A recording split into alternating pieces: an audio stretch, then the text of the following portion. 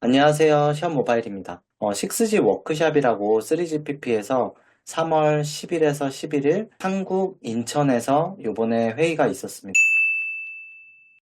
1600명이 넘는 사람들이 등록을 했고, 그 다음에 실제로 오프라인으로 748명의 인원이 등록을 했습니다. 그래서 밑에 보시는 것처럼 이게 실제 사진이거든요. 굉장히 많은 사람들, 이 뒤에도 훨씬 많고요. 인천 파라다이스 호텔에서 굉장히 많은 사람들이 모여서 회의를 진행을 했습니다.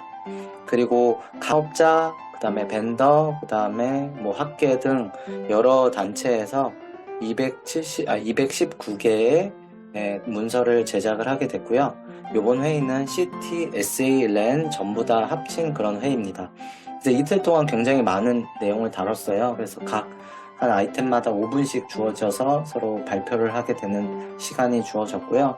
이틀 동안 랜 세션과 SA, CT 세션이 나눠서 이렇게 진행을 했습니다. 포스터도 굉장히 크게 붙어 있었죠. 그리고 한 가지 또 말씀드릴 거는 3월 10일, 11일 이후에 12일부터 그 다음에 금요일까지 랜 107 플래너리 미팅이 있었어요. 이때 랜 회의에서는 삼성의 김윤선 마스터가 새로운 랜 체어로 등록이 되었습니다. 그래서 기존의 랜 1 체어맨이었는데요. 이제 랜 체어까지도 이렇게 삼성전자 김윤선 마스터가 하는 이런, 그 다음에 6G 플랜을 보시면 IMT 2030이라 그래서 2030년을 타겟으로 하는 IMT 2030에 대한 유즈 케이스 워크샵이 있었고요. 그 3GPP 6G 워크샵이 있었습니다. 이 워크샵은 제너레이션이 한 번 있을 때마다 있는 거라 거의 10년에 한 번 정도씩 있는 거라고 보시면 돼요. 그래서 그 자주 있는 건 아니고요. 그래서 요번에 되게 굉장히 큰 의미를 갖기 때문에 요번에 한번 이렇게 작성을 해보도록 했습니다. 그 6G에 대한 스터디 아이템, 그러니까 스터디 아이템이 진행되고 그 다음에 워킹 아이템이 진행되는데요. 그러니까 릴리즈 20부터 이제 6G 스터디 아이템이 시작되도록 되었습니다. 그 릴리즈 20부터 실제 스터디 아이템이 진행이 되고 실제 워킹 아이템은 릴리즈 21부터 이렇게 진행이 되는 거죠.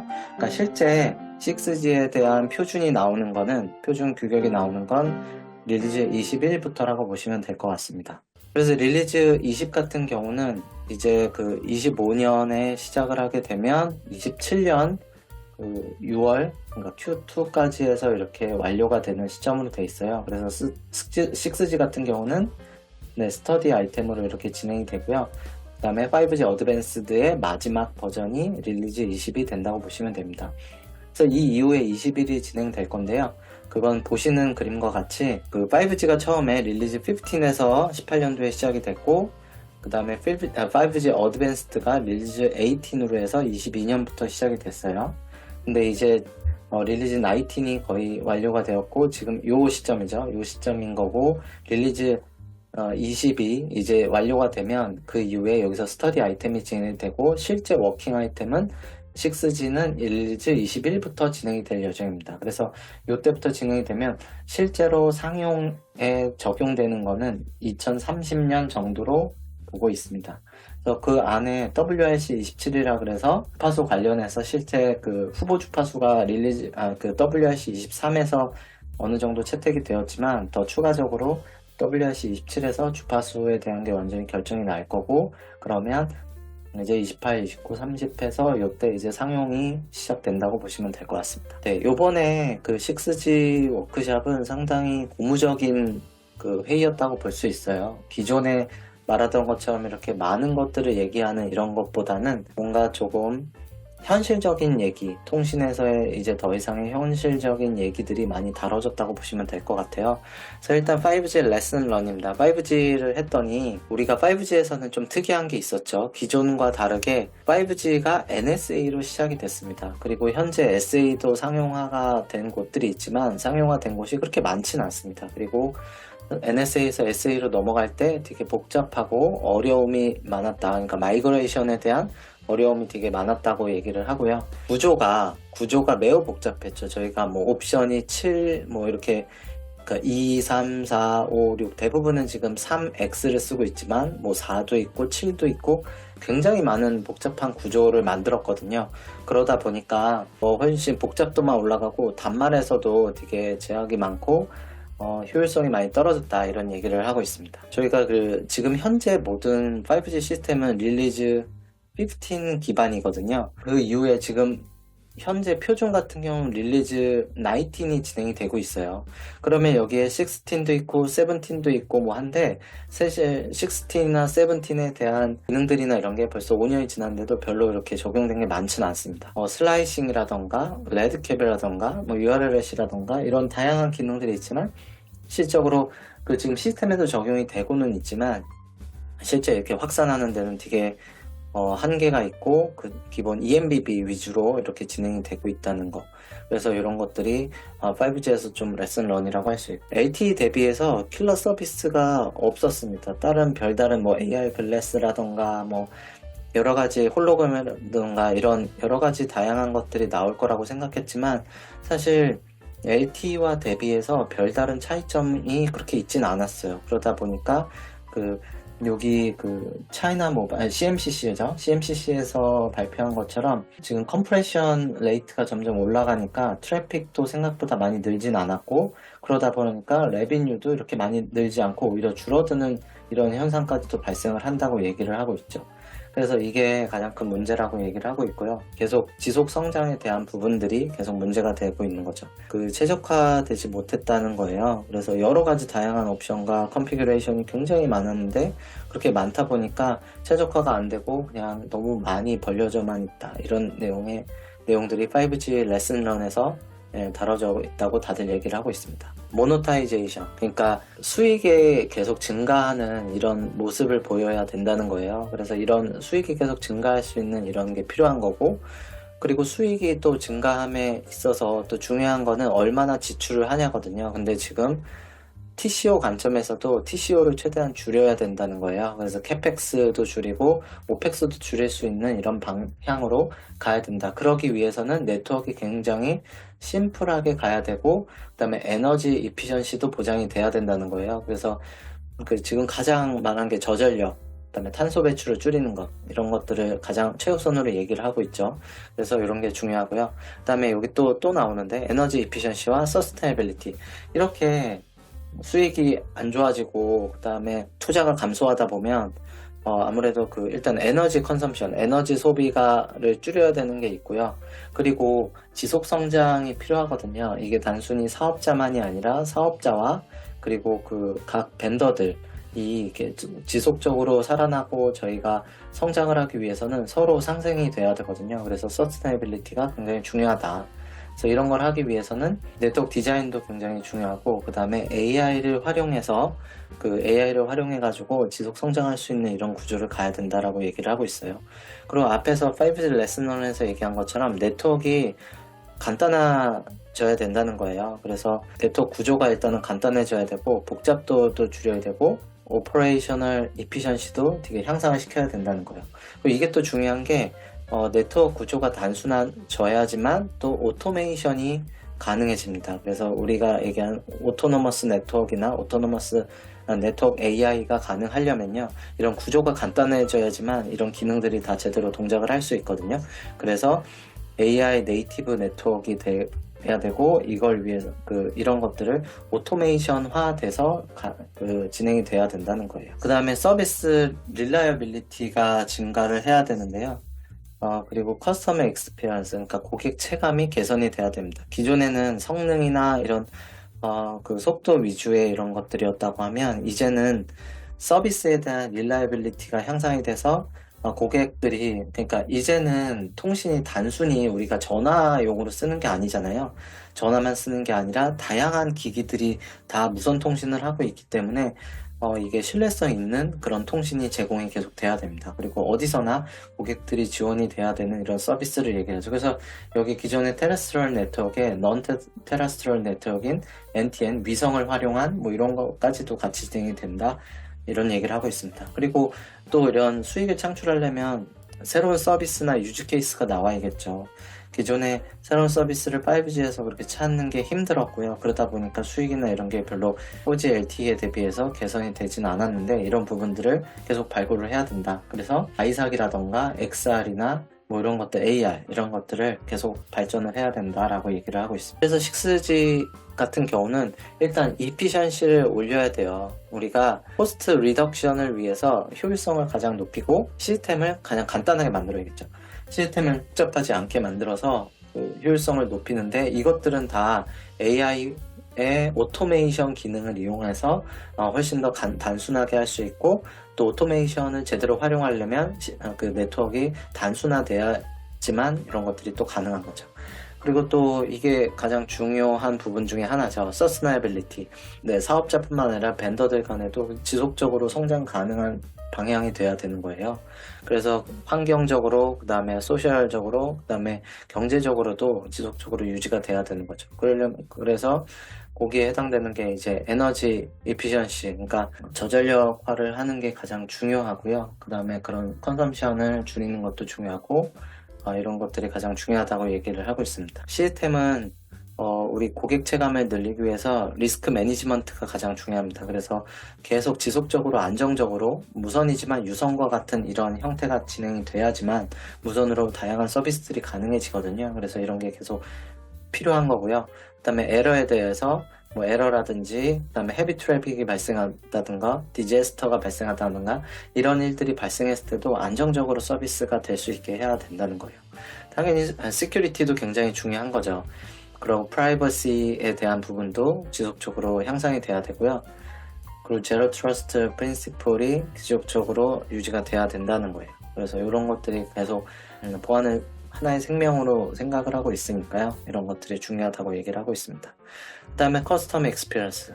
기존에는 대용량, 고속 통신 이런 걸 위주로 얘기를 했다고 하면 이제는 뭐 원래 6G 얘기할 때 테라헤르츠 뭐 이런 얘기 많이 했잖아요. 테라헤르츠를 해서 속도를 올려야 된다 이런 얘기를 해야 되는데 요즘에 이런 얘기 거의 안 하죠. 이런 얘기가 아니라 실질적으로는 고객의 체감을 가장 중요시해야 되고, 언제나 유비쿼이티어스 커넥티비티라고 얘기를 하는데요. 어디서나 그 통신이 되게 하는 NTN 같은 것들과 같이 함께 활용해서 하는 이런 통신이 항상 할 수 있는 그런 릴라이어블, 신뢰성 있는 이런 통신이 제공이 돼야 된다고 얘기를 하고 있습니다. 오픈랜이 되게 얘기가 많이 되고 있잖아요. 그래서 오픈 인터페이스, 오퍼레이블 인터페이스가 제공이 돼야 된다는 거예요. 그래서 어떤 거에 대해서 이렇게 락인이 되는 이런 형태가 아니라 소프트웨어 업그레이드만 하면 되고, 그 다음에 클라우드 네이티브 기반으로 해서 이렇게 바로바로 적용할 수 있고 환경의 변화에 적응할 수 있는 이런 형태가 돼야 된다고 얘기를 하고 있습니다. 그리고 당연히 그 AI와 오토메이션이 돼야 된다는 거죠. 클라우드 네이티브 디자인이 되고 오토메이션이 되면 이런 옵티마이제이션도 그렇고 이피션시를 올릴 수가 있으니까 이런 관점에서 굉장히 중요한 역할을 한다고 보시면 될 것 같습니다. 좀 더 자세히 보면 이게 저는 가장 궁금했거든요. 6G 아키텍처를 어떻게 얘기를 할까라는 게 가장 궁금했는데요. 6G 아키텍처는 6G는 NSA를 사용하지 않겠다고 얘기를 했습니다. 옵션은 SA만 하겠다 이런 대세적으로 얘기를 하고 있어요. SA를 해서 그 망을 아주 단순화하고 비용도 줄이는 이런 형태로 가겠다 이런 얘기를 하고 있습니다. 그리고 5G와 연동은 6G가 그 5G가 워낙에 지금도 성능이 좋기 때문에 6G를 굳이 다르게 쓰는 게 아니라 MRSS, 멀티라 스펙트럼 쉐어링을 통해서 기존의 주파수를 같이 활용해가지고 5G와 6G를 연동하는 이런 형태의 구성을 하거나 6G 캐리어 어그리게이션을 하는 이런 형태를 하는 방향을 얘기를 하고 있어요. 기존의 코어 네트워크도 그렇고 랜 영역도 그 멀티라 라디오를 활용을 해서 5G와 6G가 같이 연동을 할 수도 있고, 그 RU 사이드 같은 경우도 리모트 유닛 같은 경우도 5G와 6G를 하나에서 같이 사용하는 형태, 이런 형태로 구성이 돼서 코스트 리덕션이 가능하고, 그 다음에 6G까지도 활용해서 훨씬 더 이피션시를 올릴 수 있는 이런 형태로 간다고 얘기를 하고 있어요. 이런 얘기들이 사업자들이 얘기를 하는 게 아니라 벤더들도 얘기를 하고 있어요. 매출이 주는 상황이지만 이렇게 안 하면 안 된다고 이제 판단을 하는 거죠. 리실리언시가 중요하다고 얘기를 하고 있어요. 그래서 단말이 여러 개의 6G 기지국과 연동을 해서 지속적으로 그 ubiquitous connectivity가 유지가 될 수 있게 지속적으로 망이 연동해서 살아있을 수 있게 어디가 장애가 났더라도 지속적으로 사용할 수 있는 이런 형태의 구조를 간다고 얘기를 하고 있어요. 그리고 오픈 인터페이스 기반으로 해서 그 다양한 형태의 구성들과 기존의 장비를 마이그레이션을 해서 가는 형태가 가능하게 해야 된다고 얘기를 하고 있습니다. 지금 또 그 마이그레이션을 얘기를 했는데요. 그 마이그레이션이 아주 스무스하게 마이그레이션을 6G로 가야 된다. 그래서 소프트웨어 업그레이드만 통해서 5G에서 6G로 마이그레이션을 할 수 있는 이런 구조가 돼야 된다는 거예요. 그래서 예를 들어 6G는 7기가 대역에서 6G 장비가 동작을 하고 좀 더 커버리지가 늘어난 데선 5G로 동작을 하고 더 멀리서는 4G가 동작을 해서 망들이 다 하나의 코어 네트워크에서 이렇게 운영을 할 수 있는 이런 형태로 구성이 돼야 된다 얘기를 하고, 코어 네트워크 같은 경우는 4G에서 5G로 업그레이드만 해서 이렇게 사용하면 가능하게끔 이미 구성이 되어 있죠. 이게 이제 6G까지도 그냥 업그레이드만 해서 소프트웨어 업그레이드만 해서 사용할 수 있는 이런 형태가 돼야 된다고 이렇게 얘기를 하고 있습니다. 네, 그래서 그 구조를 보면 이렇게 뭐 그냥 기존의 5G망과 6G망이 그냥 SA 형태로 가는 형태, 이런 형태로도 갈 수도 있고, 아니면 듀얼 커넥티비티로 해서 5G와 6G가 듀얼 커넥티비티에서 이렇게 사용하는 이런 형태, 그리고 듀얼 레지 하는 이런 형태까지는 가능할 수도 있다. 그래서 항상 언제나 이게 통신이 가능하도록 남아있을 수 있는 이런 형태로 구성은 갈 수도 있다, 뭐 이런 얘기를 하고 있습니다. 그리고 스펙트럼 같은 경우는 처음에 6G 얘기 나올 때 뭐 테라헤르츠다 뭐 이런 얘기를 했지만 지금은 그런 얘기는 많이 하지는 않고요. 실질적으로 그 이피션시, 그러니까 스펙트럼 이피션시를 높이기 위해서는 어퍼 미드밴드, 우리가 뭐 FR3 뭐 이런 식으로도 얘기를 하는데요.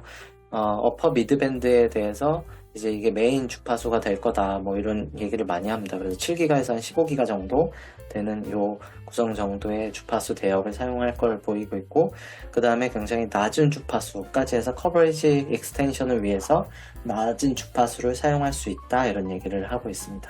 그 다음에 이게 그 기존의 FDD와 TDD 밴드를 활용해서도 스페셜 이피션시를 50% 이상 늘릴 수 있다, 이런 얘기를 하고 있어요. 그래서 여러가지 다양한 기능들이 사용되면서 훨씬 더 높일 수 있다, 이런 얘기를 하고 있어요. 그리고 지금 커버리지에 대한 얘기가 나오면서 5G 때는 UL 같은 경우는 CP-OFDM을 사용을 했는데 6G에서는 뭐 5G에서도 옵셔널로 DFTS, OFDM을 사용을 할 수 있었는데 여기서는 그 싱글 레이어 DFTS, OFDM을 뭐 사용을 다시 메인으로 이렇게 사용할 수 있다, 뭐 이런 얘기들을 하고 있고, 업링크 같은 경우는 뭐 당연히 이제 마이모나 이런 것들을 활용해서라도 훨씬 더 속도를 올릴 수가 있죠. 그래서 이런 것들이 가능할 수 있다고 얘기를 하고 있습니다. 그래서 그 6G 랜에서는 스터디가 뭐 얘기가 되는 게 뭐 마이그레이션 어스펙트에서 뭐 이런 코스트를 리덕션 하는 이런 내용이 있을 수 있고, 마이모는 뭐 7기가 대역에 대한 마이모나 이런 게 필요하니까 이런 것들이 필요하고, 그 다음에 AI 네이티브, AI ML에 대한 지금 표준이 계속 진행은 되고 있지만요. 이게 실질적으로 좀 더 그 내부적으로, 그 다음에 그 모뎀 영역까지도 할 수 있는 이런 부분들을 얘기를 하고 있고, 가장 중요하죠. NES, 네트워크 에너지 세이빙 관련된 거, 그 다음에 아이사, 그 센서를 이용한 통신을 통해서 되게 훨씬 더 그 BM을 올릴 수 있는, 비즈니스를 확장할 수 있는 이런 형태들을 얘기를 하고 있고요. Ubiquitous Connectivity, 그러니까 이거는 언제 어디서든 계속 지속적으로 연동할 수 있는, 그래서 뭐 테레스트리얼 네트워크뿐만 아니라 넌 테레스트리얼 네트워크, 그러니까 위성을 활용한 것까지도 같이 봐야 된다, 이런 얘기를 하고 있습니다. 그 다음에 UL 커버리지를 늘려야 되는 것도 계속 얘기를 하고 있고요.